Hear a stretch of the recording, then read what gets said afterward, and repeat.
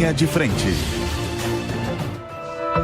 Olá, está começando agora mais um Linha de Frente nesse fim de semana. Seja muito bem-vindo, muito bem-vinda. Eu sou Beatriz Manfredini e agradeço a todos a companhia desde já. E hoje vamos comentar sobre os assuntos que ganharam destaque no decorrer da semana. O Brasil atingiu a menor taxa de homicídios registrados em 11 anos, mas ainda está entre os 15 países mais violentos do mundo. Em depoimento polêmico na CPI instaurada para investigar a promoção de jogos de azar online, a influenciadora Virgínia Fonseca afirmou que alertou o público sobre os riscos das apostas. O presidente do INSS pediu calma aos beneficiários que foram vítimas da fraude de descontos indevidos. 473 mil disseram não reconhecer ou autorizar vínculo. E para falar sobre estes e outros assuntos, eu recebo aqui hoje o Felipe Crisafulli, membro da Comissão de Direito dos Jogos, Apostas e do Jogo Responsável da OAB de São Paulo, a Maria de Carli, mestre em Ciências Políticas, o André Santos Pereira, especialista em Segurança Pública, e a Luciana Gaston, advogada, especialista em Compliance e também Governança. Boa tarde, pessoal. Obrigada por participarem aqui com a gente. A gente vai começar com um assunto que rodou as redes sociais, rodou o Congresso, a CPI das bets. Nessa semana, a influenciadora digital Virgínia Fonseca, que tem mais de 50 milhões de seguidores, negou irregularidades durante depoimento na Comissão Parlamentar de Inquérito no Senado. Ela afirmou que sempre alertou o público sobre os riscos das apostas. A CPI das bets foi instaurada para investigar a promoção de jogos de azar online, feita justamente pelos influenciadores digitais. A prática é considerada problemática, especialmente porque muitos dos seguidores são menores de idade ou pessoas vulneráveis a problemas com jogos. Durante a sessão, Virgínia abordou temas como contratos, responsabilidade com seguidores e a continuidade de parcerias publicitárias. Então, a gente estava até conversando aqui nos bastidores, a Virgínia perdeu até mais de 200 mil seguidores depois dessa CPI, da participação, né? Mas foi ela também que viralizou, teve ali o tema mais escutado até agora, mais assistido na TV Senado. E aí eu queria começar, claro, falando sobre esse assunto com Felipe. Felipe, muitos dos influenciadores que estão participando, no caso da Virgínia e outros que foram convocados, estão questionando o que eu fiz de errado, sendo que são medidas ali e as apostas e os jogos de azar aprovados de alguma maneira em legislação.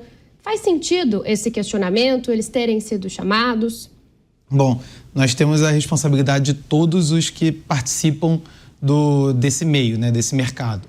É um mercado muito grande, que tem pessoas participando dele de todas as formas. Nós temos as plataformas, nós temos as operadoras, temos os usuários e temos, além dos influenciadores, outras pessoas que às vezes a gente nem imagina que estão participando, como no âmbito do esporte talvez seja mais fácil nós pensarmos. Os jogadores, de alguma forma, eles acabam participando desse mercado de forma indireta. Temos os parentes dos jogadores, de uma forma talvez ainda mais indireta, participando ali, porque eles acabam sendo também atingidos pela legislação, pela regulamentação, que proíbe que eles recebam informações, coloquemos assim, privilegiadas de seus familiares, amigos, conhecidos que atuem, né, no âmbito do esporte e possam comentar, como foi o caso recentemente, de acordo com as notícias que nós temos na mídia, né, do Bruno Henrique, que teria comentado com um parente que forçaria um terceiro cartão amarelo e isso teria desencadeado diversas apostas de parentes e amigos dele, enfim. Então nós temos diversos aspectos aqui que podemos analisar. Agora, no caso específico dos influenciadores, a legislação e a regulamentação não trouxe seja na lei propriamente dita, né, seja nas portarias, algo específico do que eles podem ou não fazer. Então eles entram no bojo de todos os demais. Quem pode fazer uma publicidade do jeito X também é tanto o influenciador quanto qualquer outra pessoa que seja contratada para ser um garoto propaganda de uma bet. Isso nem todo mundo que faz publicidade é um influenciador. A gente hoje em dia já considera uma profissão até, né, dessas pessoas de influenciadores. Agora, nós temos os próprios atletas fazendo publicidade de bets e não há uma proibição expressa na legislação ou mesmo na regulamentação. Nós temos algumas diretrizes, algumas normas que tratam de como a comunicação deve ser feita, como a publicidade deve ser feita, o que pode ser realizado e o que não pode ser realizado, Nós temos proibições com relação a menores de idade, então nós não podemos fazer publicidade voltada para menores de idade. Ambientes como campeonatos que são de categoria de base não podem ser objeto de publicidade, de bets, justamente por conta dessa preocupação com as crianças e os adolescentes. Agora, não há nada que impeça um influenciador, um atleta, quem quer que seja, na legislação e na regulamentação que nós temos atualmente, então não há nada que impeça que eles façam publicidade, desde que eles cumpram todas essas exigências legais e regulamentares, entre elas deixar claro que não é um meio de ganho, de riqueza, um meio de vida, é um entretenimento como outro qualquer, talvez não como outro qualquer na acepção da expressão, mas é mais um meio de entretenimento que nós temos no Brasil e em todo o mundo. Maria, esse assunto passa pela regulamentação das redes sociais, por exemplo? Então, muito estava se discutindo, mas antes de tocar nesse assunto específico que você me perguntou, Bia, eu queria comentar, né, da imagem que foi a Virgínia ali no Senado. Vocês estão vendo aqui na minha tela. Eu, sinceramente, não sei com quem eu fiquei com mais vergonha, se foi da Virgínia ou dos senadores, porque foi, assim, um papel muito bizarro assistir tudo aquilo. A Virgínia, muito espertamente, usou, assim, a sua figura como a sua principal publicidade, né? Portou um moletom com a foto do filho ou da filha, acho que é da filha, e assim, trouxe muita empatia aos senadores que provavelmente já seguiam o próprio senador que foi pedir para tirar uma selfie com a Virgínia. E assim, eu fiquei com a vergonha alheia do Brasil imensa, porque é um debate tão amplo com a questão de quem está errado, quem não está errado, quem são as nossas figuras influentes que influenciam a nova geração. Eu já discuti isso tanto aqui em outras mesas de debate com relação ao impacto que esses influencers têm com os jovens e pessoas vulneráveis quando eles fazem propaganda com relação a jogos e as bets. Então, eu acho isso tudo muito complicado, que tange também na questão da regulamentação das redes sociais, que é o debate da vez, né? A gente viu essa semana também o Lula conversando com relação do TikTok, todo o mal-estar que gerou ali com a China e o Xi Jinping, porque justamente é um debate que também tange sobre qual é a qualidade de conteúdo e a influência que a gente tem desses conteúdos e dessas pessoas que geram conteúdo para com as pessoas que estão ali vulneráveis, que têm tendência a vício, que são os jovens.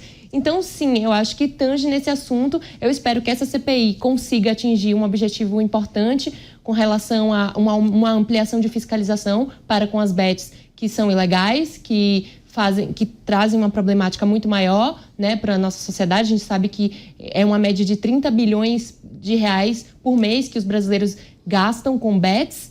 E então eu espero que essa CPI traga essa conscientização e amplie a questão da fiscalização e traga publicidade problemática, que também é uma questão de saúde, e que isso puxe, né, para o debate da regulamentação, que a gente faça de uma maneira que seja muito pragmática e profissional com os melhores especialistas e não conversando com a China. Luciana, a Maria citou a tentativa de regulamentação. Dá para fazer isso? A CPI ajuda nisso, do jeito que ela foi? A Maria falou muito da imagem, né, do que viralizou, uma coisa meio chacota. Essas coisas andam juntas? Olha, o que falta no Brasil, fala-se muito em regulamentação. Não adianta você ter regulamentação e não ter controles, métodos de controles. Por isso que muito se fala da aplicação das regras de compliance no serviço público. Uma coisa que mais me chamou a atenção foi a estratégia de marketing adotada pela Virgínia, juntamente com a estratégia dos seus advogados. Porque ela se vestiu de uma forma infantil, de um modo de fazer com que os espectadores que ali estavam, que eram os senadores, olhassem para ela como sendo uma pessoa inocente. E o que mais me chamou a atenção foi que virou um verdadeiro palco, todo mundo querendo pegar onda, carona com a Virgínia para ganhar visibilidade, senador pedindo para fazer selfie a um custo de R$110 mil aos cofres públicos. Nós somos um país extremamente com carências em desenvolvimento, com deficiências que precisam ser resolvidas, e meu dinheiro é seu dinheiro, é dinheiro de todos nós sendo gasto com uma CPI que, na realidade, sequer, a meu ver, deveria existir do modo que existiu, porque é um erro no nascedouro. Estão convocando pessoas, influencers, para conseguir o quê? Visibilidade às vésperas já de uma pré-campanha eleitoral que já começou em 1º de maio.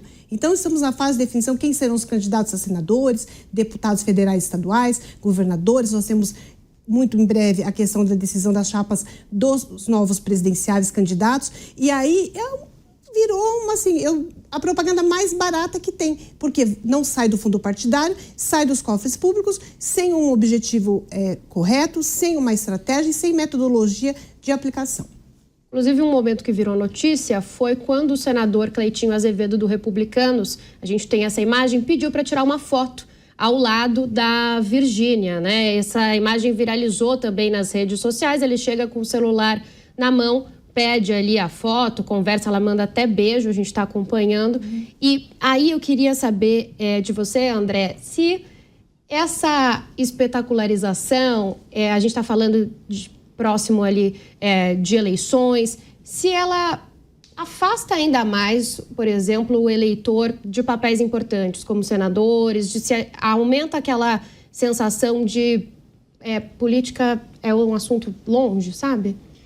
Olha, é bem interessante essa perspectiva, até porque nós vemos, de fato, essa CPI como uma CPI midiática, né? Tendo em vista aí tudo que está por trás no que diz respeito a seguidores, a redes sociais. Então, nós vemos essa exploração por parte dos parlamentares nesse sentido. E a CPI, ela tem uma função muito importante no Estado brasileiro, que é para a apuração de condutas, enfim, e também trazer à luz aí o que é que está por trás dessas bets, né?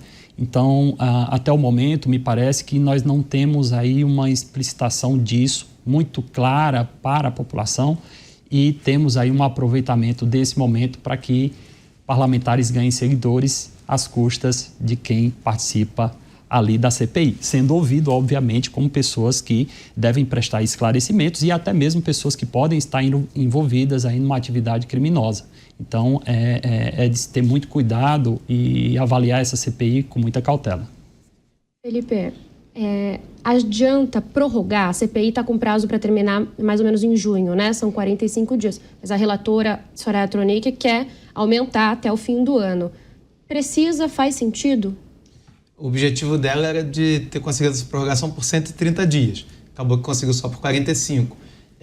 Isso vai depender do que a CPI ainda vai entender como sendo necessário investigar. Porque nós, na verdade, devemos até lembrar, não tivemos apenas esta CPI, foram 2 CPIs instauradas. Tem a da manipulação dos jogos e das apostas esportivas também. Que, assim, na teoria, é mais ou menos a mesma coisa. É tudo CPI para tratar de apostas. A das bets a gente pode considerar que vai um pouco além, que vai também para os jogos online, que eles estão autorizados pela legislação, mas é tudo farinha do mesmo saco, vamos colocar desse jeito. Então, assim, eu concordo que houve muita espetacularização ali, em geral há nesse tipo de comissão parlamentar de inquérito, e ainda mais quando é um tema que é quase que ame ou deixo. Tem aqueles que são absolutamente contrários às bets e tem aqueles que são a favor, e muitos que são a favor, às vezes não têm coragem de dizer que são a favor. Ou também o oposto. Tem aqueles que são contrários, mas estão pensando ali com o bolso, uma senha arrecadatória, vamos fingir que a gente não é nem a favor nem contra, vamos ficar aqui na moita, quietinho, deixa quem tiver coragem de dar a cara aqui, a gente só vai levando e vai enchendo o bolso aqui do erário, é claro, né? Não estou pensando em desvio de conduta, estou pensando dentro das 4 linhas para manter a metáfora aqui no esporte. Mas, então, assim, dependendo do que a senadora Soraya Tronic, dependendo do que ela exponha aos seus pares da necessidade ou não de mais investigações, e até mesmo a partir do que venha a ser apurado durante essas oitivas, pode ser que ela solicite, sim, essa prorrogação do prazo. E aí, talvez isso signifique um circo durando mais tempo, porque nós temos aqui muitos fatos que se assemelham mais a atitudes de palhaços do que a atitudes de eleitores, vamos colocar nesses termos. Então, Luciana, faz sentido para você também, repito a pergunta, continuar uma CPI? E a gente vai precisar repensar regulamentações e leis agora sempre baseadas nesse universo online? Olha, eu entendo que estender essa CPI é um erro. Por quê? De novo, eu bato na tecla que é o melhor incentivo que tem para uma pré-campanha eleitoral com custo zero para os envolvidos, porque está usando a imagem de influenciadores. Repensar no modelo, o modelo da CPI, ele é traçado lá na Constituição Federal. Então, vocês têm que seguir aquelas regras justamente combinadas com as regras internas da casa onde está sendo realizada. O nosso grande problema que nós temos aqui é que isso vai se estender, tá, e vai chegar no quê? Vai conseguir resolver o problema de ressarcir as pessoas que investiram? Porque as pessoas veem a Virgínia, eu tiro por base, eu tenho uma filha adolescente que é apaixonada pela Virgínia. Então, sabe, minha filha fala assim, mãe, o tigrinho é legal, como ela já chegou em casa falando que os amigos adolescentes jogam no tigrinho na escola. Só que por trás disso nós temos uma questão ética e moral. Nós temos pessoas, famílias muito pobres, famílias inteiras se dizimando. Por quê? Porque estão deixando de comprar comida. Tem uma pesquisa da FEComércio que houve uma redução na compra de alimentos no supermercado pelas famílias brasileiras que estão investindo em bets. Então, eu acho que o foco tem que ser outro. E eu entendo que essa CPI é uma forma de desviar o nosso grande problema que vai ser tratado posteriormente aqui, que é a questão da fraude no INSS.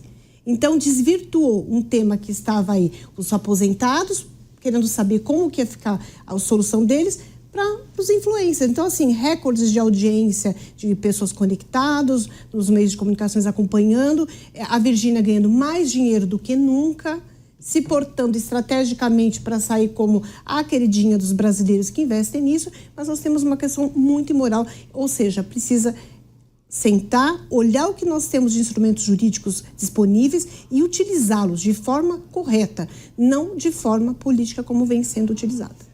Maria, para a população como um todo é um risco, até porque a gente tem uma população grande de endividados que de repente acredita que ali vai conseguir uma solução para um problema que está enraizado, né? Pois é, e quem não lembra, né, quando saiu nas redes que estimam-se que 5 milhões de usuários de apostadores de bets recebem o benefício do Bolsa Família. Ou seja, pessoas que vivem uma situação mais difícil financeiramente e socialmente falando. Então, qual o impacto disso para essas famílias, né? Eu até dando uma pesquisada num site de transparência chamado Fiquem Sabendo, que disponibiliza alguns relatórios com relação a ações do governo federal, estadual e de outras esferas, também municipal, eles tratando, né, quando houve reuniões ministeriais para discutir a questão das bets, lá quando se estourou todo esse escândalo do tigrinho. E veja, a gente falando aqui, né, da questão da saúde, que as bets destroem famílias. E pasmem, acho que cerca de todas as reuniões ministeriais, apenas 5% o Ministério da Saúde fez parte. Ou seja, o tema ainda não é tratado com a seriedade que deveria ser tratado com relação à abordagem da saúde. Porque assim, vamos combinar, né? Jogos vão existir. Já existem no Brasil. Temos as próprias bets oficiais. Loteria é o quê? Então, assim, existem os jogos. É o ponto que eu toco aqui desde o início da minha primeira fala. A questão é fiscalização de qual instituição está fazendo esses jogos, né? Os jogos que são ilegais, tudo isso. A fiscalização e trazer uma maior transparência para com os impactos e fazer uma política pública colada ali com a questão da saúde. Por quê? Loteria vai existir, os jogos não vão ser extintos. Então, diante desse cenário, como é que as autoridades podem, da melhor maneira possível, reduzir danos? Infelizmente, é verdade. E eu estava dando uma olhada aqui, olhando na internet, na Inglaterra, a loteria, também é loteria, né, como aqui no Brasil, o governo criou um instituto chamado Nesta. O Nesta é um instituto que investe em investimentos de impacto, em programas sociais, empreendedorismo social. Então, também, de repente, pegar o valor desses investimentos, dessas apostas e tornar algo efetivo que tenha um retorno para a sociedade também, quem sabe. Então, aqui são ideias, porque eu acho que a proibição não vai ocorrer. A gente viu os nossos governantes fazendo um papel ridículo naquela CPI, e eu estou muito desanimada com o que de fato terá como resposta eficiente para esse problema. Tem um dado interessante aqui da própria CPI, olha só, os brasileiros apostam cerca de 30 bilhões de reais por mês, de acordo com estimativas do Banco Central. É um dado bastante impressionante, tinha uma estimativa antes de 20 bilhões, passou para 30 bilhões. E aí me diga o seguinte, André, isso também abre um espaço para uma série de jogos, sites clandestinos, para uma série de golpes, né? Mesmo que está regulamentado, abre uma brecha. Com toda certeza. A gente faz aqui um histórico do jogo no Brasil. O jogo proibido no Brasil vem lá desde o jogo do bicho. Então vem o jogo do bicho, depois vem as maquininhas e chegamos às bets. Elas iniciaram, obviamente, que sem regulamentação e, em razão da escalabilidade, nós estamos falando de meios digitais, isso ganha uma proporção gigantesca para cifras milionárias e vamos chegar aos bilhões. Portanto, é um mercado que é difícil segurar, como a Maria bem falou aqui, mas, obviamente, que isso traz efeitos colaterais. E os efeitos colaterais disso é na população mais vulnerável. Isso aí é um fato. E uma questão interessante é que, obviamente, que por trás dessas atividades que a gente não está falando aqui que elas são ilícitas, mas existem atividades criminosas inseridas nessas bets. Elas iniciaram sem regulamentação. O dinheiro que era colocado nessa atividade, que depois retornava para o mercado de forma lícita, é o dinheiro, obviamente, de organizações criminosas em algumas situações. Portanto, nós temos sim a infiltração do crime organizado fomentando essas atividades desde o início. Nós vamos continuar tendo e precisamos ter muita cautela em relação a isso, porque esse dinheiro, obviamente, ele é tirado das pessoas mais vulneráveis, mas essa engrenagem é utilizada pelo crime organizado. E quando eu falo de crime organizado, eu falo aí do tráfico de drogas, enfim, que vem utilizando essas ferramentas como ferramentas para a lavagem do dinheiro. Então, a gente tem que ter muito cuidado. Essa CPI, ela deve ser séria, mas pelo que nós estamos debatendo aqui com pessoas tão qualificadas, estamos percebendo que essa seriedade não está sendo implementada. E... Se eu puder só uma parte, aproveitando um gancho, nós temos mecanismos, ou deveremos ter, os mecanismos de controle contra todas essas coisas. Lavagem de dinheiro, atividades ilícitas no mercado de bets. Isso é algo que as próprias operadoras exigem e é interessante para elas, porque elas próprias não querem, obviamente, matar a galinha dos ovos de ouro. Se começar a ter só atividade ilícita no mercado, isso prejudica o próprio sistema. Então, as próprias operadoras, elas têm seus mecanismos de controle para evitar. É claro que se nós temos atividades ilícitas em todas as demais áreas humanas, vamos ter também nessa. Não tem como a gente negar o óbvio e justamente por isso, melhor dizendo até, nós temos esses mecanismos de controle, temos a legislação, a regulamentação, tudo, para evitar que essas atividades ilícitas se propaguem no meio das bets. Agora, é claro que toda atividade humana, então repetindo, está propensa, está sujeita a lavagem de dinheiro e outros crimes mais. Agora, uma das formas que as operadoras encontram para, se não impedir, mas tentar evitar e minimizar esse risco, caso o apostador deposite um valor X na própria conta e não faça nenhuma aposta após esse depósito, já levanta uma suspeita. Peraí, tem alguma coisa estranha. Por que ele depositou lá, nunca mexeu, deixou esse dinheiro lá, vamos dizer, 1 ano parado, daqui a 1 ano ele vai e retira? Pode ser uma tentativa de lavar o dinheiro, que aí depois, quando ele vier declarar no imposto de renda, se for o caso, ele vai dizer, esse dinheiro aqui proveio de uma bet. Mas não, ele na origem só depositou um dinheiro ilícito na conta para poder depois, quando sacar, dizer que foi uma bet e poder para fingir imposto de renda, sair o dinheiro limpo. Então assim, o mercado está sempre tentando impedir que isso ocorra, porque acaba sendo prejudicado o próprio mercado, no fim das contas.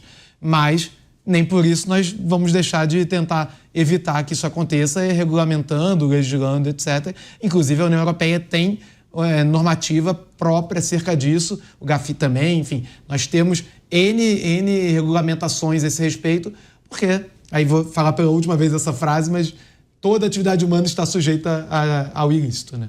E eu vou aproveitar toda atividade humana está sujeita ao ilícito para a gente falar da próxima CPI, do próximo assunto que até a Luciana já tinha adiantado. Desde a última quarta-feira, pessoal, aposentados e pensionistas do INSS que tiveram descontos indevidos em benefícios nos últimos 5 anos podem verificar os valores e contestar por meio do aplicativo Meu INSS.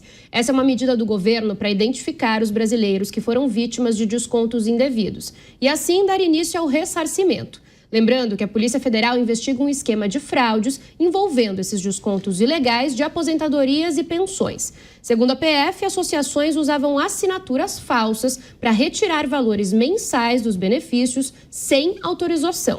A investigação apontou que dirigentes e servidores do órgão receberam vantagens indevidas e o presidente do Instituto foi demitido. Aproveitando que a Luciana já tinha pincelado, aqui já teve um princípio de bate-boca, né? Recentemente o ministro da Previdência e o senador Sérgio Moro já discutiram ali sobre o assunto. Essa é uma CPI que pode dar certo ou toda a CPI é perdida? Eu acho que essa CPI vai para frente. Nós temos interesses políticos outros relacionados.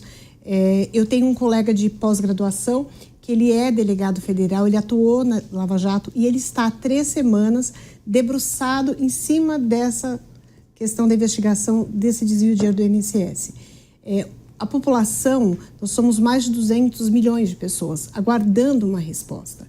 E a resposta não vem somente para os aposentados que estão vivos.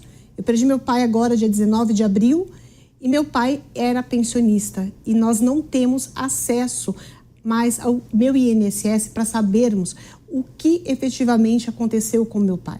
Então, conclusão, vou precisar entrar com processos, e a gente precisa analisar se vai ser uma ação civil, uma ação coletiva, o que vai ser feito. Então, precisa dar uma resposta, porque R$30 para mim pode não ser nada, mas para uma pessoa que vive com benefício de R$1.542, pode representar, às vezes, a proteína que ela tem para a semana, para consumir. Então, eu entendo que, inclusive, essa prática que foi feita chega a ser hedionda, que após o término dela, precisa ser revista a legislação e ser classificado como crime hediondo. Infelizmente, nós não temos prisão perpétua no Brasil, mas deveríamos ter, pela imoralidade de afetar milhões de brasileiros em todo o país que estão sendo lesados. A maioria das pessoas mais velhas, muitas delas são analfabetas ou semi-analfabetas. Então, ensinam a usar um aplicativo, ela entra, ela não consegue discernir o que efetivamente é legal e do que não é legal. Eles tomaram conhecimento através das mídias. Então, essa CPI tem sim que ir para frente e ela precisa dar uma resposta para a população brasileira, de preferência antes das próximas eleições de 2026. E aqui não estou para julgar se o problema é neste governo, se é do governo anterior, quando começou. Fala-se que teve início em 2019. Será que realmente foi em 2019 ou foi lá atrás? Então, nós precisamos de uma resposta efetiva do que aconteceu dentro do INSS. Maria, para o governo federal, uma CPI sobre isso neste momento é boa ou pode respingar? Porque eles estão utilizando o seguinte argumento. Começou antes em outro governo e vai acabar no meu, né? De fato, começou antes e eu acho que essa questão do INSS escancara um problema muito mais grave no Brasil, que é a questão da corrupção endêmica que a gente vive na nossa sociedade. Então, não é apenas o Congresso que corrompe, são também as instituições políticas que corrompem, as instituições que cuidam dos cidadãos estão na corrupção. Então, é um problema triste e muito feio, né? Eu acredito que o que a gente está vendo atualmente, que o que já foi publicado com relação ao escândalo do INSS é apenas a ponta do iceberg. Vai vir muito mais sujeira por aí. A gente não sabe ainda totalmente, plenamente, quem são os nomes envolvidos. Especula-se que esse desvio tenha sido feito para financiar campanhas e financiar políticos. Então, minha gente, esperem, porque o pior ainda está por vir. Mas, como você bem me perguntou sobre a questão de respingar no governo, Bia, eu acho que sim. Eu acho que agora o governo tem que ter muita preocupação e priorizar muito a resolução desse problema, que, convenhamos, vai ser muito difícil. A gente viu a questão do ressarcimento aos que sofreram, né, o roubo, e como está sendo complicado, né, até hoje, nesse sentido, as primeiras pessoas que deveriam já ter recebido esse ressarcimento não receberam. Então, está havendo um problema de logística muito grande, o que já era de se esperar. Então, o que se especula também é de onde o governo vai tirar esse dinheiro para conseguir ressarcir a todos, porque o valor é 6 bilhões, estima-se, né? Ainda não se sabe o total, mas é um valor bastante considerável num governo que está vivendo um problema de confiança fiscal, que não consegue ali entrar em paz com os mercados financeiros e potenciais financiadores para uma campanha para 2026, e um governo que está diante de um dos seus piores índices de aprovação. Lula é um político experiente, respeitado na esquerda, o principal nome da esquerda, mas está aí vivendo o seu pior momento, com mais de 58%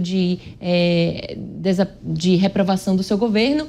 Então, vai ser complicado mesmo, Bia. Eu acho que vai respingar bastante se eles não souberem fazer da maneira correta.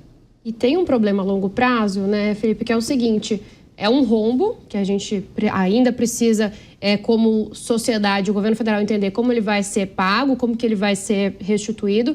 E a gente tem, historicamente, um rombo no INSS se formando, porque a população está envelhecendo, inclusive aqui no Brasil. Tem expectativas aí que nos próximos 70 anos esse rombo aí aumente cada vez mais. Então o buraco é muito mais embaixo, né? É uma bola de neve. Sem dúvida, uma bola de neve. E assim, se eu não sei se no meu momento de me aposentar, o INSS vai conseguir arcar com os custos em relação a mim, imagina as minhas filhas, né? Então, é uma preocupação que está na ordem do dia para todos nós, sem dúvida.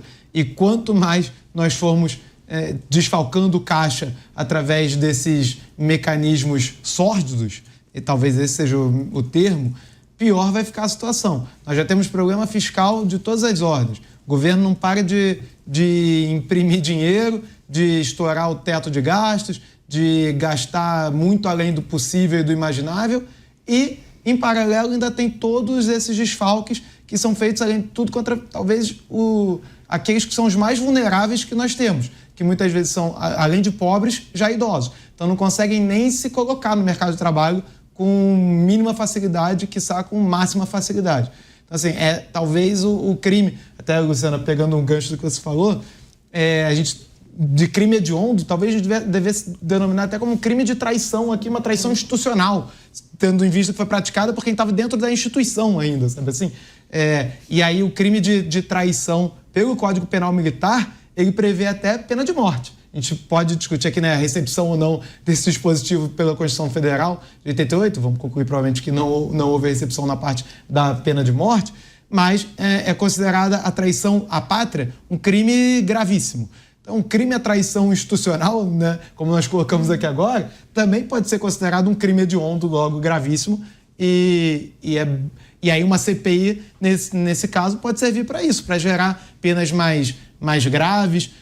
Tudo bem, apenas uma pena mais grave não significa que nós não tenhamos mais o crime sendo cometido? Não significa. Mas, pelo menos, aqueles que cometeram crime vão pagar por seus pecados da forma devida, ainda que, nesse caso, não, né? Porque a lei penal mais grave não vai retroagir para prejuízo do réu. Agora, os próximos, se não pensarem duas vezes antes de praticar esse tipo de atos, vão sofrer as duras penas da lei ainda mais grave, né? André, você pode falar ainda melhor sobre isso, né? Qual que é a relação nesse sentido com segurança pública, com crimes? Olha, aí chegou na minha área, né? Então, vamos fazer primeiro só um link. Nós estávamos falando de uma CPI das bets, que ela trata ali do aspecto privado, empresas, falta de regulamentação, e agora nós estamos numa CPI dentro de uma seara pública. Então, as duas CPIs, elas se conversam nesse sentido, e o que liga tudo isso são as fraudes, a tecnologia. A sociedade mudou, os criminosos mudaram, e a gente precisa preparar as instituições públicas para esse novo desafio. E aí a gente entra com o desafio da segurança pública. Nós vemos medidas sendo pouco adotadas em razão de todas as discussões sobre segurança pública, de exploração da violência e de não tratamento dessas condutas que são extremamente lesivas para a população, que são deixadas de lado. Eu vou dar um exemplo. O crime de estelionato no Brasil, recentemente, sofreu uma alteração que, ao meu sentir, foi extremamente prejudicial. Ele deixou de ser um crime de ação penal pública incondicionada, ou seja, a polícia, o Estado tem que investigar, para ser um crime em que depende da pessoa ir lá e dizer que quer investigar esse crime. Então, assim, a gente já começou a ter aí grandes problemas. Esse tipo de conduta aumentou de 2018 até 2023. Nós tivemos um crescimento de 360% dos crimes de estelionato, e na contramão a legislação foi alterada para abrandar as medidas contrárias a essas condutas. Então, de um lado a gente tem, de fato, deficiência de fiscalização, nós temos a deficiência na legislação e não vemos qualquer movimento do Congresso Nacional no sentido de endurecer essas penas, principalmente em relação ao crime de estelionato, as fraudes praticadas contra o INSS, contra os nossos aposentados. Não vemos esse movimento, vemos uma exploração do Congresso Nacional na seara de segurança pública em relação à violência, mas esse tipo de conduta, repito, é extremamente danoso para a população. uma vítima hoje, ela não é mais aquela vítima do crime de rua, né? O bandido, ele não sai mais às ruas com a arma na mão para roubar a população. Ele monta uma central de golpes e tira milhões aí da população, né, de maneira muito mais tranquila, sem correr risco e tendo um ganho aí com a escalabilidade aí gigante. Então, a gente precisa ter um olhar para isso. Como o governo poderia atuar nesse sentido, Luciana? Então, controles que nós não temos, mas só para complementar o que o André falou, espera-se, eu pelo menos espero do fundo do meu coração que, do mesmo modo, vamos pegar um caso recente, os atos lá de 8 de janeiro. Está sendo aplicado no nosso país, no Supremo Tribunal Federal, quando a gente pensa em aplicação de pena, a teoria da democracia defensiva, que é lá do direito alemão, está correta, é legítima. Nós temos um artigo, que é o artigo, me fala em memória, 17 da Constituição Federal, que permite a aplicação dessa regra. Ou seja, quanto maior é a ofensa ao Estado, maior deve ser a pena aplicada. Nós temos no Brasil, fala-se muito em crime organizado, ok. Só que nós temos máfia, e máfia, ela é transnacional, ela transcende tudo isso. E a minha pergunta vem, foram 400 senhas concedidas a pessoas que não eram do governo. Como essas pessoas tiveram acesso a essas senhas? Então, nós precisamos que sejam identificados, se é o ex-ministro, as pessoas envolvidas. Eu espero, e aqui eu não falo de esquerda, de direita, de nada, eu espero que seja aplicado, que nós já temos o precedente dos casos de 8 de janeiro, a mesma metodologia na aplicação da pena. Ou seja, o crime que você fez é tão danoso, é tão grave, que você vai responder nos mesmos patamares, nos mesmos modelos de aplicação de pena, que pega toda aquela teoria do Código Penal, unido com o Código de Processo Penal e o direito constitucional, as interpretações vindas lá de fora, e que os responsáveis tenham penas, sim, rigorosas. Agora, o que mais me chama a atenção, que tem todo um desvio para que ninguém se fala mais do ex-ministro, que foi demitido. São Paulo é a principal cidade do nosso país.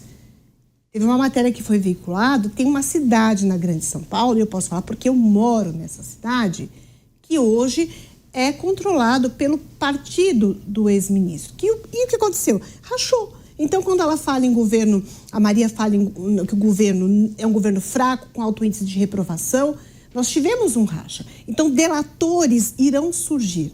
E aí tem que ser analisado a conduta de cada um e a pena ser aplicada no maior rigorismo para cada um de forma independente. Desses traidores traidores, isso mesmo, que são. Bom, a gente ainda fala de segurança, mas a gente muda um pouco a chave. A gente está falando muito de segurança agora no espectro online, não tão tangível, que vocês comentaram. Mas a gente passa então para o próximo assunto, ainda falando de violência, aquela que as pessoas estão vendo, estão percebendo. O Brasil registrou 45.747 homicídios em 2023. É a menor taxa em 11 anos. Foram 21,2 homicídios por 100 mil habitantes, o que representa uma redução de 2,3% na comparação com 2022. No entanto, o resultado ainda deixa o Brasil entre os 15 países mais violentos do mundo, segundo dados do Escritório das Nações Unidas sobre Drogas e Crime. Homicídios femininos também entraram na contramão dessa redução. Entre 2022 e 2023, por exemplo, o número de mulheres assassinadas apresentou um crescimento de 2,5%. A média nacional chegou a 10 mulheres mortas por dia no país. Voltamos para o seu assunto, né, André? É um assunto sério. E por que a gente tem essa diferença quando a gente fala de segurança pública, de aumento na percepção de insegurança, que parece que está em todo o país, ao mesmo tempo em que a gente tem uma diminuição de taxa e de número de homicídios? O que a gente pode atribuir isso? Também a internet, as redes sociais, viralização de vídeos, de repente?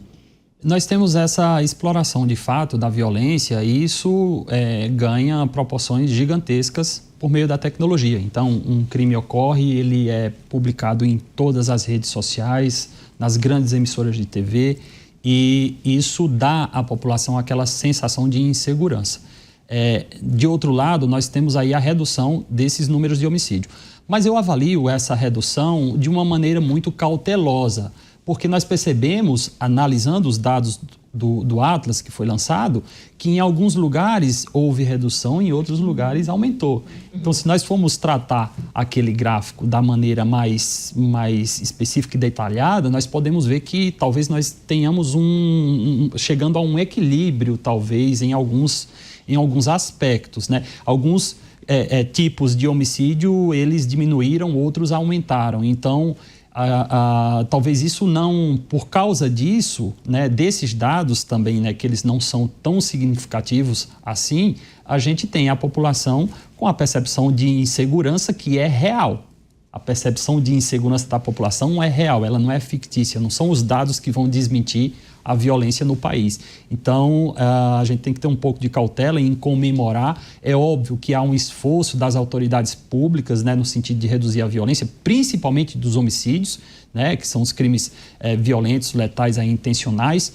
E o trabalho do Estado, dos órgãos de segurança pública, ele tem que ser reconhecido, sim, mas a gente tem que ter um pouco de cautela. Muito foi feito, mas muito há que se fazer em relação à diminuição da violência no Brasil. Maria, para você, a sensação de segurança e esse número de mulheres subindo na contramão da queda de homicídios, né? Representa mulheres, de repente, mais à vontade para falar, uma piora realmente nos índices?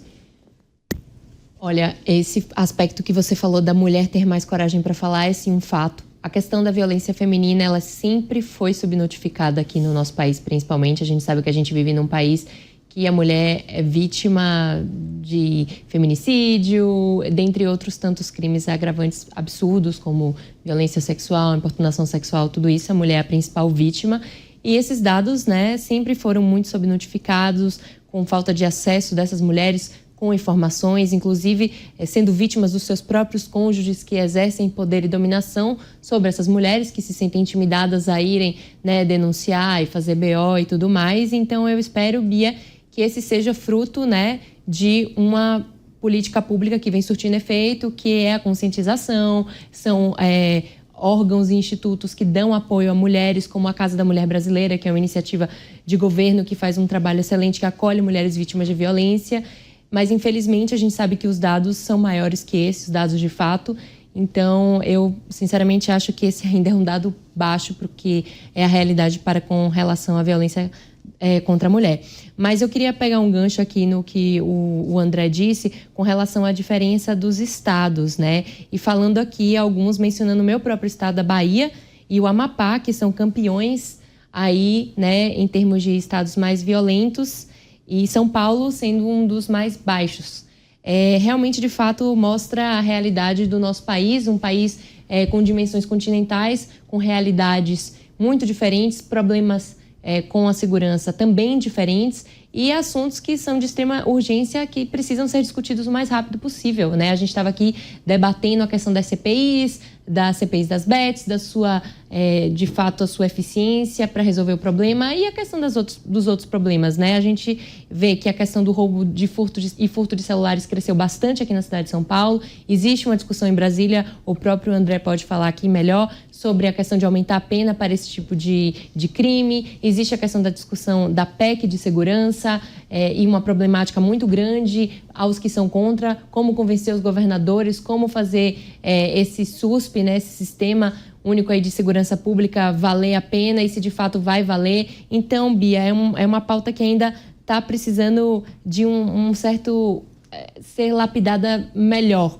uma resposta melhor dos nossos governantes e que não seja apenas uma pauta da polarização de esquerda e direita, quem é que vai capitanear, e sim uma pauta de Brasil, de país, para que a gente possa ver que esses índices melhorem nas próximas décadas e que a sensação de insegurança também reduza junto com o índice de homicídio. E também não, né, Maria, falando ainda da PEC de segurança, uma disputa de quem tem mais poder, os estados ou o governo federal, né, Luciana? É isso mesmo, que esse é um grande problema. Quando a gente fala, pegando o gancho do que ele falou, Quando você fala em aumento de redução dos homicídios, o que acontece? Nós tivemos um aumento, isso está lá no Atlas, do número de crimes digitais. Então, uma coisa está compensando a outra. Só que quando a gente fala, pegando a fala da Maria, sobre a questão da mulher, nós temos o RASEAN, que é um relatório emitido pelo Ministério das Mulheres, no qual detecta lá que mais de 850 mil mulheres sofreram algum tipo de violência no Brasil. No estado de São Paulo, só o Tribunal de Justiça concedeu um total de aproximadamente 572 mil medidas protetivas. Foram julgados no ano passado, em 2024, em São Paulo, ontem eu fiz uma palestra sobre esse tema, acima de 10 mil casos de feminicídio foram a júri. Então, são números crescentes. E onde que está esse problema da segurança, a meu ver? Educação. Hoje nós temos uma evasão escolar, meninas são mães aos 15 anos, o jovem ele não tem incentivo para estudar, nós temos uma série de problemas sociais. E acaba desembocando aqui, e isso é ocasionado aonde? Fraudes no INSS, que muitas casas são administradas, às vezes, por mães que recebem o benefício da criança atípica, a criança autista, ou tem um outro filho com deficiência, aquele benefício que vem para aquela criança acaba mantendo a família inteira, ou por avós, que acabam ficando com os seus netos. Então, se nós não tivermos investimentos em educação, não tivermos investimento no próprio pesquisas que são feitas para identificar os pontos de maior vulnerabilidade dessas famílias, continuaremos tendo mulheres morrendo, vítimas de feminicídio, o aumento da violência. Agora, é fato, o mercado brasileiro de celular aí, que tem esse aumento aí de furtos, eu vi outro de uma matéria que falaram que tem pessoas vindo da Europa, África, para cá, para exportarem celulares furtados. Então, tem que ter uma pena mais grave. E isso vai partir de onde? Do Legislativo Federal. Deixa eu só complementar. Não só uma pena, a gente também pode olhar outros estados que adotaram políticas um tanto quanto inovadoras com relação à questão do rastreamento dos celulares roubados. Eu cito aqui o exemplo do estado do Piauí, que fez uma espécie de rastreamento e de conseguir, assim, uma busca ativa, digamos assim, a pessoas que compram celulares roubados, que muitas vezes você nem sabe que o celular que você comprou é roubado, você vai ali no comércio local, ele está num preço mais barato e você compra. Então, o estado do Piauí, ele conseguiu desenvolver um mecanismo para justamente rastrear esses celulares. Uma busca ativa manda mensagem ao proprietário do celular: e você sabia que o seu celular é fruto de um furto, você tem até X dias para devolvê-lo, e tem surtido bastante efeito. São Paulo está também rascunhando em fazer assim, e o próprio governo federal lançou o aplicativo, né, Celular Seguro, o Meu Celular. Quando você é furtado, você consegue entrar e bloquear todas as contas de banco. Então, já vem ocorrendo, né, algumas iniciativas com isso, é até importante a gente mencionar aqui, mas ainda, infelizmente, a justiça ela é sempre mais morosa do que as inovações que a bandidagem tem. Mas a gente tem que pontuar o que é bom, e importante frisar aqui a importância da tecnologia para conseguir trazer uma eficiência a mais para os aparatos de segurança pública. Bom ponto. Se quiser comentar, André. Eles citam aqui no IPEA, né, nos motivos para essa menor taxa de homicídios. Olha, a verdadeira revolução invisível nas políticas públicas de segurança pública locais. Planejamento, foco no resultado e uso da inteligência para substituir a antiga política baseada no policiamento ostensivo. Faz sentido? Faz total sentido. A gente sempre fala, o Brasil vem fazendo as coisas do mesmo jeito e esperando resultados diferentes. Não vai acontecer. A segurança pública tem que ter um olhar para inteligência, planejamento e repressão qualificada do crime. O que é que isso significa? Investigação. E é onde entra o papel significativo da Polícia Judiciária e Polícia Civil. A Maria citou aqui o estado do Piauí, mas São Paulo vem fazendo um trabalho fortíssimo com a Operação Mobile, que já identificou aí já que recuperou vários aparelhos celulares e com números muito significativos. Quando o foco é voltado exatamente para essas atividades de investigação, a gente tem grandes resultados. E, obviamente, que em crimes dessa natureza, né, que são os crimes, primeiramente, um crime antecedente de roubo, de furto, nós precisamos sim ter uma outra medida. Então, não são só as medidas executadas pela polícia, mais medidas também no aspecto legislativo. Então, um aumento, sim, da pena de receptação. O crime de receptação, no nosso olhar, tem que ter a mesma pena do crime antecedente. Se o bandido matou alguém para roubar o celular e alguém comprou o celular sabendo que esse celular é produto de crime, essa pessoa tem que ter a mesma pena daquele bandido que matou o cidadão. É assim que tem que funcionar. A gente precisa ter essa perspectiva assim, de aumento de pena do crime de receptação, um tratamento adequado para essas condutas, e a gente está indo num caminho, sim, positivo, no sentido de que, olha, vamos fazer as coisas agora de uma forma mais planejada e utilizando a inteligência. Viatura não vai patrulhar a internet. A gente precisa ter policiais qualificados para realizarem investigações qualificadas e identificarem e encerrar esse ciclo de que o bandido está à frente sempre da polícia, principalmente no aspecto da tecnologia. Está aí o resultado de nós não investirmos nisso. O dinheiro que é tirado aí dos nossos aposentados do INSS. Se nós tivéssemos com as forças policiais, principalmente a Polícia Judiciária, que é investigativa, preparada, nós teríamos sim evitado esse tipo de problema para os brasileiros. Felipe, deve. E aproveita para contar para a gente a importância do judiciário nesse papel. Tem muitos congressistas defendendo, por exemplo, o endurecimento das leis, porque dizem que a polícia está enxugando gelo, prende e solta.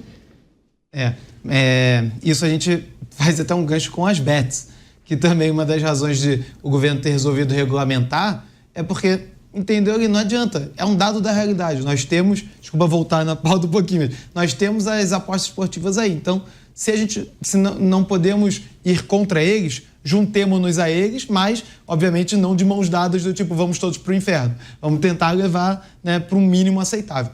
Mas, antes de avançar nesse ponto, o que eu queria comentar é até um caso pessoal, que tem a ver com isso de policiamento ostensivo. Eu sou carioca e a minha mulher nunca tinha ido para o Rio. A primeira vez que ela foi comigo. Quando nós voltamos do doutorado de Portugal, voltamos para o Brasil e aí viemos para São Paulo. Eu falei, então o primeiro Réveillon que você vai passar desde que voltamos vai ser em Copacabana, você vai ter essa experiência. Gosta ou não gosta, você vai ter experiência. E lá fomos nós. E aí estávamos saindo do prédio, na zona sul do Rio de Janeiro, e quando saíamos do prédio vinha o camburão do BOPE e 2 ou 3 carros da PM, todos com 4 policiais dentro, cada um, tirando o motorista, os outros 3, todos com um fuzil, os vidros abaixados e o fuzil com a pontinha para fora. Ele olhou para mim e falou, isso é cena de filme? Estão gravando algum filme? É um Tropa de Elite 3 que tá gravando aqui no Rio, tipo, em plena quarta-feira à tarde, seja lá o dia que fosse. Aí eu falei, não, mas o que tem de estranho? Aí eu, enquanto carioca, estranhei, mas o que tem de estranho nisso, né? E aí, hoje em dia, se a gente olha para trás, pensa, como que a gente tornou comum, né, normal, habitual, ver uma cena dessa e não se espantar. Assim como quando a gente atravessa a rua e vê alguém pedindo um dinheiro, uma comida, a gente acaba normalizando e às vezes nem percebe que tem um pedinte ali ou coisa do tipo. São questões sociais que muitas vezes passam ao largo e a gente nem percebe, talvez quando fica, como eu fiquei 5 anos e meio mais ou menos em Portugal, numa outra realidade que não vivenciava lá essa violência, muito pelo contrário, do dia a dia. Temos todo tipo de violência em qualquer lugar do mundo, mas nesse sentido Portugal é um dos países mais seguros da Europa e do mundo, né? Então, quando volta, eu não me choquei naquele primeiro momento porque ainda me senti ok, é minha realidade de 30 anos, quase de 25 que eu vivia no Rio antes de ir para Portugal. Mas hoje em dia, olhando para trás, eu penso, realmente, o choque que causou nela devia ter causado em mim, só que acabou não me causando. Sua esposa de onde? Eu fiquei curiosa. Daqui de São Paulo mesmo. Tá. E o Rio, né, Luciana, não que ela não vivenciasse violência, né? O Rio é um caso à parte. Inclusive, ele é um dos estados que está na contramão, né, do Atlas da violência. E aí, só para puxar uma outra coisa que eu queria comentar. A gente falou de minorias, né, como as mulheres. Tem um outro dado que está no Atlas, que é uma outra minoria, que são os indígenas. E como a gente falou também que Norte e Nordeste são as 2 regiões do país que mais têm casos de violência, e são as 2 regiões onde nós mais temos populações indígenas também. Salvo engano, 75%, arredondando, das populações indígenas no Brasil vivem nessas 2 regiões do país. E a população indígena também está na contramão dessa redução. Aumentou cerca de duas vezes e meia mais do que o aumento das mulheres. Também é um dado relevante para nós termos atenção aqui, entender por que de 2022 para 2023 teve esse aumento. Inclusive, os indígenas eram um dos povos mais que o atual governo federal, o governo de turno, mais enfocava as suas políticas ali na época de eleições e tudo. E nós vivemos aí um período não só de muitas queimadas em terras indígenas, inclusive, mas também acabamos de identificar pelo Atlas de violência um aumento da violência contra esses povos. Não sei se é por estarem localizados mais no norte e no nordeste, que são justamente regiões onde nós temos mais violência, eles acabaram indo nessa mesma leva, mas enfim, são povos minoria, e aí uma minoria, ainda mais minoria, se pensarmos assim, e que teve esse aumento de 2 vezes e meia o aumento das mulheres. Então, assim, as minorias no Brasil talvez estejam sendo subjugadas ainda mais do que nós imaginávamos. Né? Luciana, queria completar? Nós temos um problema muito sério no Brasil, que são as nossas penas. Quando você pega um delito de furto, tem um grande evento. Tivemos o show da Lady Gaga, imagine que lá 1.000 celulares foram furtados. A pena de uma pessoa que furtou um celular é de 1 a 4 anos. Aí você pega o crime de roubo, que quando você tem emprego de violência, a pena começa em 4 até 8, 10 anos.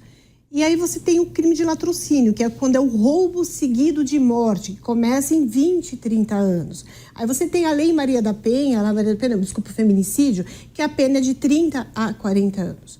Então, acho que precisaria analisar a questão dos furtos de celular e tirá-lo do furto comum, de um objeto, de uma coisa, que a pessoa chega ali e me entrega o seu celular e leva embora, e classificá-lo talvez como um crime hediondo, porque pessoas às vezes estão perdendo vidas, principalmente no estado de São Paulo e na capital paulista, porque o ladrão chega e ele fala, me entrega o celular. A pessoa não entrega o celular, ele vai passar com a moto em cima dela, com o carro em cima dela, ou ele vai pegar uma faca, vai pegar uma arma e vai tirar a vida dessa pessoa. E ninguém consegue pegar. Então, se eu sou pega furtando um celular, eu sei que a minha pena máxima é de 4 anos, se eu tiver um bom advogado, eu for réu primária, eu vou sair rindo da cara do delegado e de toda a imprensa pela porta da frente.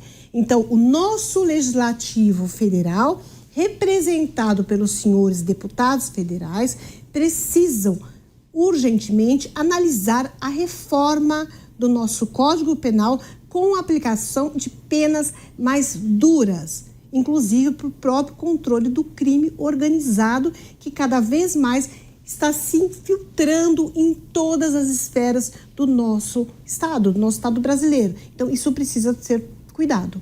André, 2 minutinhos antes do break, conta pra gente. Olha só, diversos problemas e possíveis soluções foram colocadas aqui à mesa.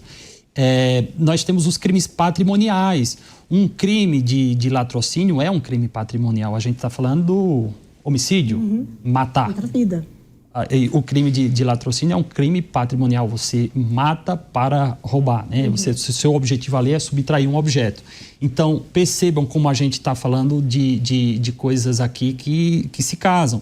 A gente pode falar que os estados do Nordeste brasileiro são violentos, mas os estados também do Sul são violentos com outro tipo de violência, com um crime patrimonial, com um crime de latrocínio. Então, percebam que a gente pode ter recortes distintos, né, para analisar o problema, mas nós temos um problema ali assolando a população que é igual. Então, a gente percebe que o enfrentamento a esses crimes patrimoniais, como furto, como roubo, precisam ser multifacetados. Nós precisamos sim ter esse olhar para a investigação. E eu digo investigação porque, a partir do momento que você tem um autor de um crime dessa natureza e que praticou o primeiro crime e já começa a ser investigado, nós temos a possibilidade de evitar que ele cometa o segundo, o terceiro, o 10º crime, o 15º crime, como a gente tem aí comumente ocorrendo, né? Mas o que nós estamos fazendo hoje é tentando colocar todos os recursos da segurança pública e o olhar para aquilo que aparece, que é o policiamento preventivo, e ele tem que ser mantido e tem que ser investido cada vez mais no policiamento preventivo, o policial na rua, mas a gente deixa de lado essa parte investigativa e é aí onde o problema se avoluma e nós temos aí a situação que nós estamos hoje. Resposta sim ou não antes do break? Não podemos comemorar esses dados do Atlas da Violência? Não. E aí eu já começo perguntando por que para o André e por que para a Luciana, antes da gente girar com o resto da bancada. Olha, primeiramente, nós não temos que comemorar porque a população não vê motivo para isso. Nós temos a violência que está assolando aí a nossa vida, a violência física, aquela patrimonial praticada na rua e a violência praticada aqui, né? A subtração do nosso patrimônio de todas as formas que são as fraudes. A todo momento nós estamos recebendo mensagens e muitas pessoas aí sendo vítimas de golpes, principalmente em relação aos seus recursos, né, que angariaram aí por muito tempo de suas vidas, as pessoas mais vulneráveis, aposentados e tudo mais. Então, nós não temos nada a comemorar. Temos alguns avanços, pequenos avanços, temos sim, mas temos muito a fazer ainda. E eu vejo claramente que a solução passa pela investigação. A gente precisa ter esse olhar para que o crime ele seja investigado e que a polícia consiga entregar para o Poder Judiciário um inquérito com provas para que essa pessoa seja condenada e fique muito tempo lá na prisão. E é óbvio, alterar a legislação para que a legislação seja mais rígida e que nós tenhamos essas pessoas presas. Porque uma coisa é certa, prisão evita o indivíduo de praticar aquele crime na rua. Concordou, Luciana, nesse intervalo? Concordo e faço mais um acréscimo. Quando a gente fala na questão de termos prisões, nós precisamos de uma polícia não corrupta, porque existe altos índices de corrupção dentro da polícia. E quando a polícia funciona, nós temos um problema que é uma lei de execuções penais falha, que o indivíduo é solto muitas vezes numa audiência de custódia. E quando ele não é solto na audiência de custódia, ele vai para o cárcere, aí ele contrata um bom advogado que impetra um habeas corpus e consegue retirá-lo. Não conseguiu via habeas corpus? O próprio advogado, isso eu já escutei de advogados criminais, fala assim, olha, fica quietinho aqui, você vai cumprir 2 anos, você matou lá, tua pena foi 8 anos, mas você vai ter um bom comportamento, você vai trabalhar na prisão, você vai 2 anos, eu te ponho na rua.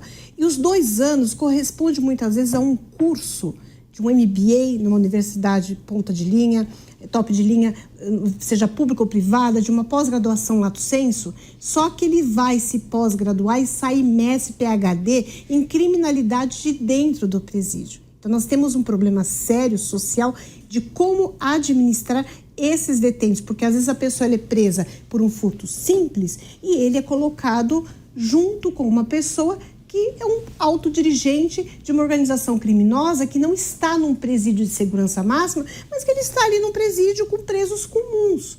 Então, às vezes a pessoa entra por um delito e ela sai de lá preparado para destruir o Estado. Então, eu acho que não funciona. Fiquei curiosa para saber a resposta de todos. Bom, Maria e Felipe. Eu achei excelente o que a Luciana tocou, né? Eu ia falar justamente dessa questão da audiência de custódia, que você tocou muito bem. E eu acho que é desencorajador ver tudo o que está acontecendo com a questão da segurança no Brasil atualmente e insegurança. A gente viu nas pesquisas atuais, tanto na esfera federal quanto aqui municipal de São Paulo, posso responder por aqui, que segurança se tornou a principal preocupação do cidadão brasileiro e o cidadão paulistano, superando até saúde e a questão da corrupção. E a gente vê nos últimos anos, né, como o crime organizado se profissionalizou. Atualmente, se o crime organizado, eu sempre falo isso aqui, se o crime organizado fosse uma empresa no Brasil, seria a empresa que mais lucra. Então, já está presente em quase 30 países. Então, assim, é um dado a realmente colocar a mão na cabeça e falar, meu Deus, e agora? Porque isso só vai piorar. Já está nas esferas políticas, já está, acho que a Luciana tocou aqui em outros business que são legais, de cunho legal. Então, onde isso vai parar? Vai ser um enxugamento de gelo que não vai ter fim. Então, isso é uma problemática muito grande. E, mais uma vez, inclusive, estava até mencionando, né? Eu fui recentemente ouvir o presidenciável governador de Goiás, o Ronaldo Caiado, falar recentemente num evento, e ele tocou justamente nessa questão dos presídios, que foi uma das coisas que ele focou no seu estado, né? Que é um estado que é reconhecidamente que atua bem, acho que nosso especialista André pode até falar com relação à criminalidade, eles têm índices baixíssimos de criminalidade, e ele falou no investimento da questão dos presídios, e essa é uma questão muito densa que eu acho que não é tratada com a devida seriedade aqui no Brasil, porque são verdadeiras escolas do crime e também não existe um programa de reinserção desse presidiário, porque qual é o incentivo que ele tem de voltar para a sociedade e seguir um emprego formal, sendo que, convenhamos, ele pode lucrar muito mais se ele fizer parte de uma organização criminosa. A verdade é essa, gente, nua e crua. Então, assim, como é que a gente vai pensar num modelo inovador para ressocializar esse meliante? É muito complicado. Felipe. Vou tentar amarrar todas as pontas, com zero pretensão de o fazer. Mas, assim, eu acho que mais do que simplesmente uma escola do crime ou uma preocupação só com a penitenciária, nós temos de pensar que foi nos próprios presídios onde surgiram o Comando Vermelho, o primeiro comando da capital, o PCC.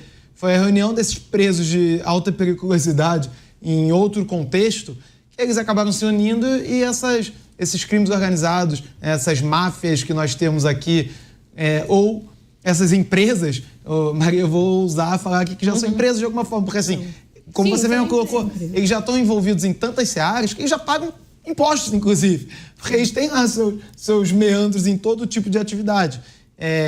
Então, eles acabam recolhendo tributos, como qualquer empresa, está assim. O princípio do non omelette. Dinheiro não tem cheiro, dinheiro é tributário. Exatamente. Então, assim, e não basta criarmos os presídios e termos presídios de segurança máxima, etc. Nós precisamos também que os nossos agentes públicos de segurança, os policiais, agentes penitenciários, etc., cumpram com os seus ofícios tal qual eles devem fazer. Isto é, de acordo com a legislação, sem se corromper e tudo mais, porque senão nós vamos continuar, aí voltando para o que você falou antes, Bia, enxugando gelo ad eternum aqui. Eu queria só pontuar que, obviamente, a gente tem diversos problemas, mas que a corrupção nas polícias é uma exceção, não é uma regra.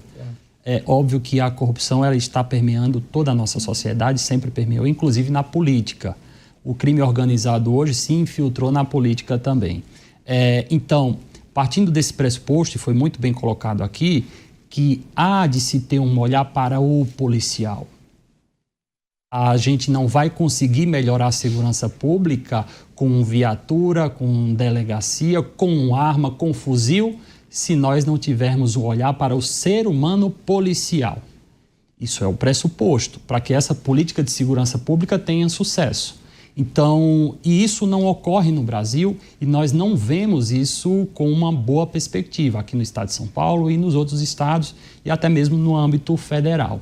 Então, o que é que nós estamos fazendo pelos nossos policiais? Essa é a pergunta que se faz. O que é que o Estado está fazendo pelos seus policiais? Posso fazer uma colocação? E não é só ter o olhar para a Polícia Federal, Polícia Militar. Nós temos que olhar para os nossos GCM, os nossos guardas, porque tem uma briga ferrenha se o policial lá da guarda, ele pode andar armado, quais são os direitos, o que ele pode fazer, o que ele não pode fazer. E ali, o problema é pior do que na Polícia Militar. Não raros aqui no estado de São Paulo, na Grande São Paulo, tem sido noticiado nos últimos anos casos de policiais que tem surtos, ele mata o comandante, o subcomandante, o colega que vai de farda, que vai com ele para a rua e ao final acaba atentando contra sua própria vida. Em alguns casos, já foi constatado que haviam relatórios de psicólogas que estavam envolvidas naquela ação, que precisavam ser desenvolvidas políticas ali locais para tratamento da saúde mental daqueles policiais, porque eles têm que ir para a rua enfrentar traficantes que estão com fuzis AR-15 e muitas vezes eles têm uma .40 na mão e não têm um treinamento adequado como tem a Polícia Militar do Estado de São Paulo. Então tem que sim ter um olhar diferenciado, porque o aumento da criminalidade muitas vezes acontece pela falta de preparo deste profissional em todos os aspectos. Sim. Maria. Inclusive, eu estava ouvindo vocês falarem sobre essa questão, né? Mencionando aqui que a carreira que envolve a polícia, policiamento, é uma carreira de alto estresse, alto nível de estresse. Eu acho que vale a gente abrir até um debate mais amplo, que é a relação da saúde mental e do acompanhamento da saúde mental que esses profissionais precisam ter. Isso é um debate tão pouco debatido no Brasil como um todo. Eu não entendo como a questão da saúde mental ela ainda é negligenciada.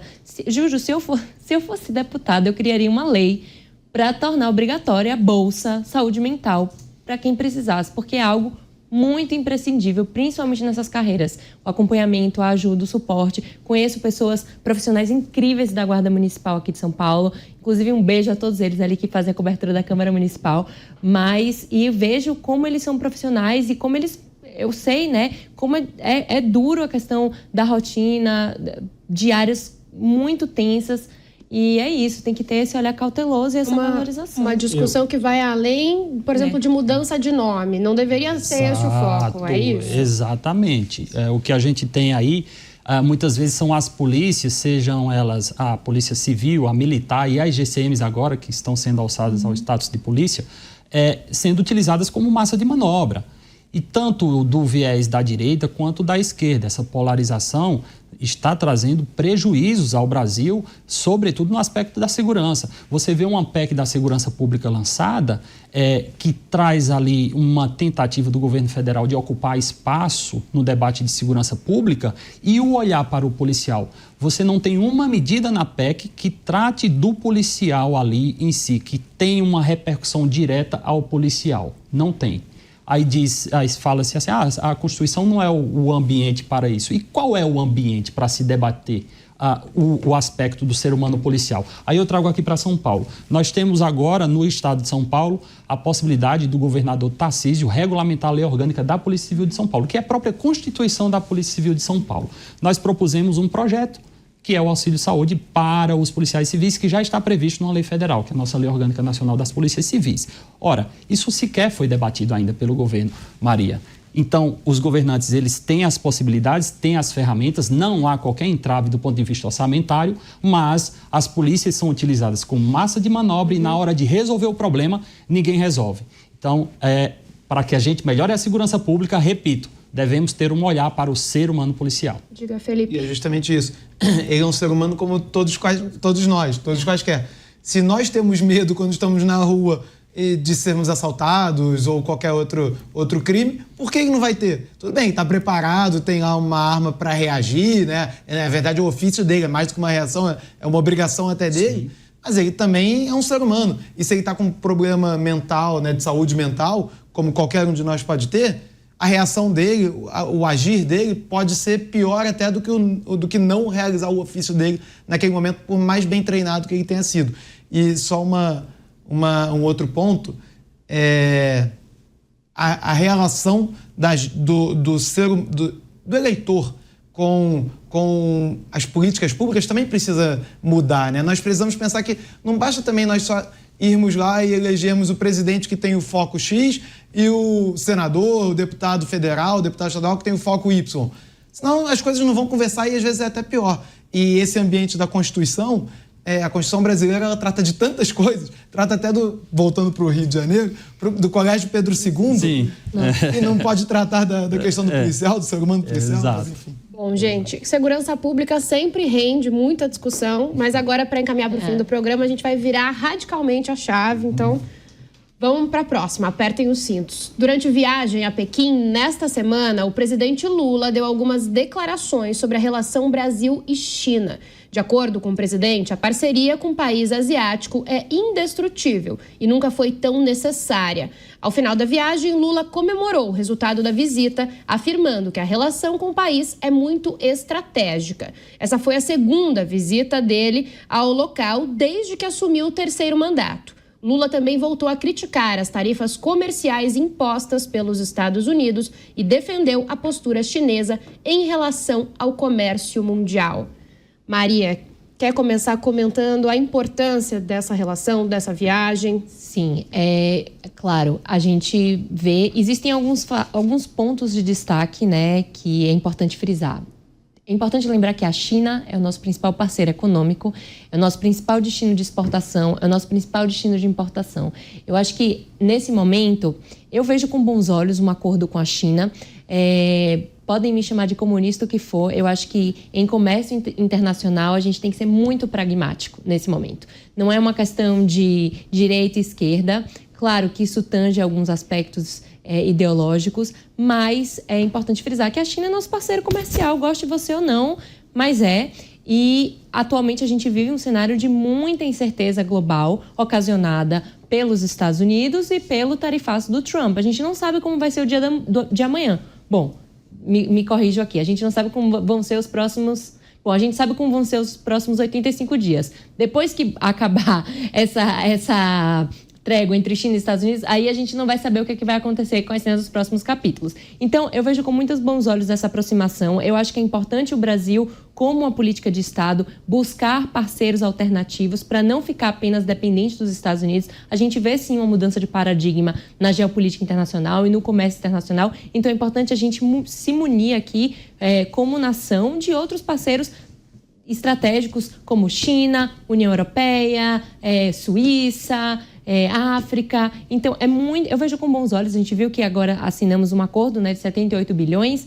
Estava aqui dando uma olhada, são diversas as áreas que vão tangir esse acordo de tecnologia, enfim. Então, é interessante a gente ver isso, apesar de que houve, né, algumas situações um tanto delicadas dessa aproximação. Acho que foi muito infeliz a ida do Lula ao dia de comemoração na Rússia, que o Putin fez. Só tinha o Lula e mais, acho que o presidente um presidente da OTAN, de um dos países da OTAN que estava lá presente. O resto eram todos líderes autoritários e autocratas, então pegou muito mal diplomaticamente falando, o que, inclusive, pode ter manchado essa aproximação com a China, né? Então, é isso, Bia. Eu acho que é importante, sim, esse tipo de estratégia. Luciana, Maria citou perder a dependência, talvez, um pouco dos Estados Unidos, e esse pacote que foi anunciado de investimentos tem energia, tem agricultura, tem delivery, tem infraestrutura.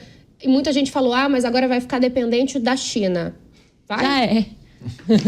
Eu vejo o seguinte, Estados Unidos, quando começou o tarifaço do Trump, eu falei assim, olha, o Trump está dando um tiro no pé com seus apoiadores, que é o pessoal do agro, produtores de soja norte-americanos. Então, China, deixo de comprar dos Estados Unidos e eu vou comprar da onde? Brasil. O Brasil é um dos maiores exportadores mundiais de grãos. Então, eles estão vindo aqui, estão comprando nossos grãos, a carne, uma série de itens. E as terras? Então, o que acontece? Nós vamos pagar mais caro essa conta, sim, porque o produto interno bruto vai ficar mais caro para o brasileiro, os produtos de melhores qualidades vão para a China, e uma coisa que não está sendo comentado, que é a aquisição de bens pelos chineses no Brasil. Eu tenho um braço na minha consultoria que trabalha com os grandes fundos de investimentos. Hoje eu tenho um banco internacional, nós temos uma parceira, então desde shopping center, terras no interior de São Paulo, terras produtivas na região do Mato Grosso, nós temos Porto Seco de Campo Grande, está na mesa de negociações, que vai estreitar o percurso entre Brasil e China para as importações e exportações, uma área estratégica. Os chineses estão interessados. Nós temos uma série de bens e serviços que estão sendo entregues na mão dos chineses, que isso não é notificado, não é comunicado pelo governo. Agora, ele trazendo desenvolvimento para o Brasil através dessas negociações, sou favorável, nós precisamos crescer, mas o cuidado que tem que ter é que chinês, ele não é bobo. Ele se tornou a potência que se tornou, seja no ramo têxtil, no ramo de produtos mais diversos possíveis. Agora que essa briga que vai ter, eu quero ver como é que ele vai regulamentar, porque nós temos a iFood, nós temos algumas empresas, está entrando uma empresa chinesa no Brasil. Essa empresa vai ser um monopólio, ela vai se unir a alguma outra empresa, como que vai se dar isso? Então, quando a gente olha numa esfera dentro do empresarial, dentro do direito, tem que verificar a questão regulamentação de como isso vai se dar. Então, eu sou meio receosa dessa coisa toda. Eu prefiro aguardar, ser mais conservadora e aguardar para ver o que vai acontecer nos próximos meses. E falando em regulamentação, o Lula revelou, inclusive, né, Felipe, que pediu ali um auxílio, um entendimento de como isso acontece na China, da regulamentação das redes sociais, que também gerou polêmica, né? Esse tema sempre gera polêmica, né? Isto é, quando fala a palavra regulamentação, já gera polêmica. E se a gente entra nesse terreno das redes sociais, da internet, que é a praça pública dos dias de hoje, a gente já começa a ouvir censura, está tentando tolher a liberdade de expressão e tudo mais. Agora, ao mesmo tempo, já dizia a vovó, né? Liberdade plena na liberdade, a libertinagem. Então também nem tanto lá, nem tanto cá. Não basta a gente deixar uma terra sem lei, sem nenhuma regulamentação, que aí os malfeitores é que vão se aproveitar desse terreno para promover seus ilícitos e tudo mais. Então, regulamentar é sempre importante, desde que na medida certa. Vai ser sempre difícil saber qual que é a medida certa. E não é tudo que necessariamente vai ser objeto de regulamentação. Mas existem questões mais difíceis, mais importantes, mais relevantes do ponto de vista social, político, internacional, que devem ser objeto de análise e de regulamentação por parte do governo, sem dúvida. E as redes sociais me parece serem uma delas. Agora, quando a gente pensa, né, em regulamentar e aí começa a olhar quem são os pares com quem o governo está conversando e no caso é a China, já começa a pensar, mas espera aí, esse é o melhor interlocutor para nós perguntarmos como que é feita essa regulamentação ou não? Porque não é um país exatamente conhecido pela sua democracia, sua liberdade plena, não na linha da libertinagem, mas sim da liberdade com responsabilidade e tudo mais. Então a maior preocupação aqui me parece ser essa. Agora, a preocupação ser apenas a regulamentação me parece perda de tempo, porque é importante nós termos questões que consideremos de relevância superior no país, sendo objeto de regulamentação, sem dúvida. A China está no foco não só do presidente Lula, mas de diversas autoridades. O prefeito aqui de São Paulo, Ricardo Nunes, também fez uma viagem similar. O governador do Rio, Cláudio Castro, disse que está procurando parcerias de segurança pública com a China, inclusive, para entender a inteligência artificial deles. É um parceiro que faria sentido nesse caso? Toda parceria é boa? Faz sentido, sim. Primeiro, é interessante essa parceria do Brasil com a China. A China, segundo dados do próprio Ministério da Indústria, Comércio e Serviços, em 2022, houve um intercâmbio de negócios na casa de 150 bilhões. Então, é importante, sim, tem que ser mantido e intensificado. No aspecto da tecnologia, isso é fundamental para o Brasil e para a segurança pública. Nós temos a tecnologia como uma ferramenta efetiva para auxiliar, obviamente que com as forças policiais e os policiais por trás preparados para otimizarem essas tecnologias, e as câmeras são ferramentas nesse sentido. A IA é uma tecnologia que veio para ficar no aspecto da identificação, né, humana, utilizada a IA ali nas câmeras, e isso tem que ser, sim, intensificado e tem que ser disseminado. É muito importante. Como é que acontece lá na base? Você tem indivíduos que são criminosos, né, que estão ali dentro de um banco de dados da polícia e que são identificadas por meio das imagens de câmeras, por meio de uma inteligência artificial que vai tratar aquelas imagens. E aí nós entramos em aspectos também de regulamentação dessas atividades, ainda na seara pública, na seara privada também. E essas tecnologias, essas parcerias feitas com países que desenvolvem a tecnologia com baixo custo, é fundamental para que a gente avance nesse sentido também. Maria, e essa aproximação com a China pega bem ou mal na relação do Brasil com os Estados Unidos? Eu acho que pega mal, porque a gente tem um líder que agora representa os Estados Unidos, que é uma pessoa altamente egóica, é uma pessoa que se elegeu justamente com a pauta de vamos fazer a América grande de novo, vamos reindustrializar a América, vamos mexer com a ordem global e vamos nos defender de quem são os países que mais danificam a nossa economia. E esse presidente acredita que a China é o principal país que danifica a economia dos Estados Unidos. Então, já há esse agravante. 2, a gente sabe que o mundo está cada vez mais polarizado e que existem duas grandes frentes, né? Como sempre, a esquerda e a direita. É a Guerra Fria requentada, goste ou não. Mas a gente vê uma direita mais ideológica, representada e encabeçada aí pelo Trump. E a gente vê a esquerda também como retroativa se tornando também mais ideológica, e a gente sabe que o Lula é de esquerda. Então já existe, esse é um segundo agravante, que já existe essa pré-antipatia entre essas duas esferas ideológicas representadas por ambos os líderes dessas duas nações. Então, some esses dois fatores, mais essa aproximação do Brasil com a China. Certamente vai ser um agravante, vai trazer uma problemática, talvez, não sei como é que vai ser, uma retaliação, não sei a meu ver. Eu sempre acho que no comércio, trazendo de volta aqui a minha fala, o pragmatismo tem que sempre triunfar, mas nesse caso acho que não vai, acho que vai trazer uma saia justa Brasil e Estados Unidos ali, ver assim nos próximos capítulos. Mas eu queria aqui dizer, né, a gente torce muito o nariz e eu concordo, a China de fato é um regime autocrático, sem eleições livres, sem liberdade de expressão.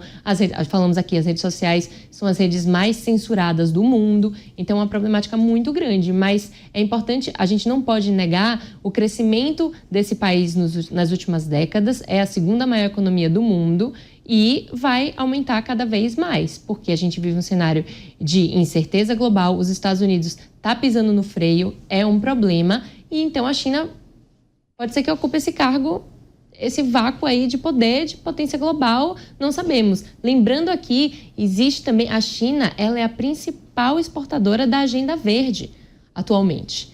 E que é uma agenda que perde força nos Estados Unidos, com o Trump fazendo ordens executivas para retomar a indústria do carvão, a indústria do petróleo, e a China na contramão fazendo todo esse investimento com energia verde. Aí a gente fala quem é o vilão e quem não é. Então, tem uma linha muito, muito tênue a ser discutida aqui, entende? E muitos preconceitos a serem derrubados. Luciana, vou fechar com você em 1 minuto antes do término do nosso programa. O Brasil, então, tem que adotar uma postura em que ele precisa estar aberto a todas as oportunidades de negócio, até porque precisa de dinheiro entrando. Sim, acho que o Brasil tem que transitar entre os dois países sem gerar maiores conflitos. Por quê? Como ela falou da agenda verde, o Trump até agora não falou nada da Amazônia. E se ele quiser arrumar encrenca com o Brasil, ele vai arrumar encrenca, vai ser ali, não vai ser cortando importações, exportações do Brasil. Porque no passado ele já se manifestou. E a gente tem que lembrar de uma coisa, quem que tem força? China tem como se defender. E o Brasil tem o mesmo poder? Uma coisa que nós não sabemos. E vamos continuar debatendo aqui esse assunto muito ainda, não só aqui no Linha de Frente, em todos os jornais da casa. Continuem com a gente. Obrigada pela companhia hoje, eu agradeço a audiência e até a próxima semana. A opinião dos nossos comentaristas não reflete necessariamente a opinião do Grupo Jovem Pan de Comunicação. Realização Jovem Pan News.